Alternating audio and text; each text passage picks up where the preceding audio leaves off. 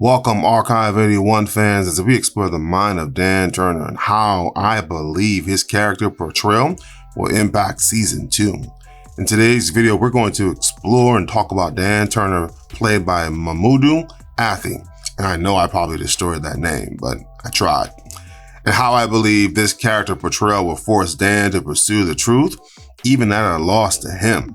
Please make sure to smash that like button and subscribe if you like this type of content. Also, please know that I'm going to spoil this series, so if you have not seen it, well, you've been warned. Dan Turner is a curator at the local museum. He has no family as a result of a fire that took place when he was young. Dan was the only survivor when his family perished in a home fire that I believe was caused by LMG.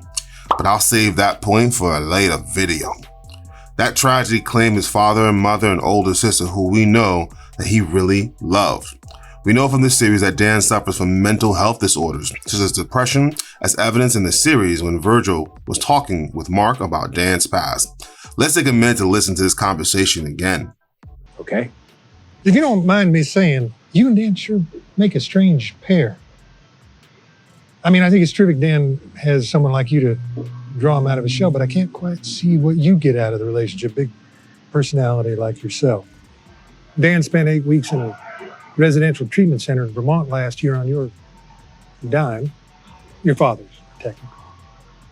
There's some kind of a breakdown, isn't that right, over a relationship?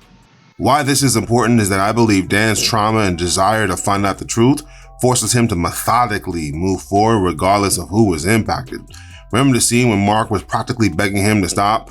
Dan immediately made this statement. And if you think I'm gonna let you slit my throat in pursuit of your girlfriend, then we need to have a serious fucking discussion about our friendship. No, I'm not trying to raise a demon. I'm just trying to open up a door. I'm not gonna let you do this, okay? I'm not gonna let you fucking commit suicide. Okay, you should just go. What the fuck are you talking about? Dan is cold-blooded when it comes to his desire to pursue the truth. And it even means that he will abandon anyone, even the person who has gotten his back from the beginning. By the way, there is something sus about Mark and the fact that he continues to help Dan and stay by his side.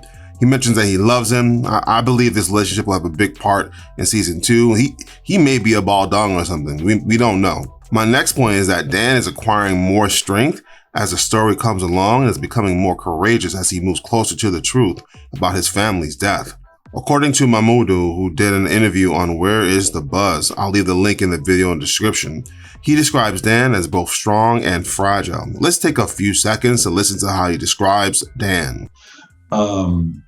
Yeah, so I find him to be a very strong yet also fragile person. But like as he goes on and he's, discovering these things and finding more things out about his family and himself and what he's actually capable of, I think he finds a kind of strength in that.